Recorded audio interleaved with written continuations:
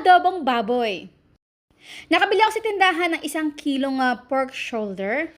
At nilagay ko na rito yung ating mga ingredients na pang-marinate. Pero syempre bago yan ay hugasan mo muna natin yung ating baboy.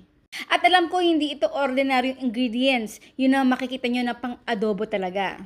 Ito ay mas pinalevel up at mas pinasarap ng adobo. Kaya naman syempre, special day mga ingredients na gagamitin natin. Pero I'll make sure na ito ay abot kaya sa ating mga bulsa. At syempre, i-marinate ito overnight at kung wala naman kayong time, pwedeng kahit minimum 4 hours. Katulad ng adobong pagluluto ay napakadali lang ito at isa sa ating pinakasikretong ingredients dito ay gumamit tayo ng lemon lime ng soda. Pakuluin lang ito hanggang sa lumambot yung ating baboy.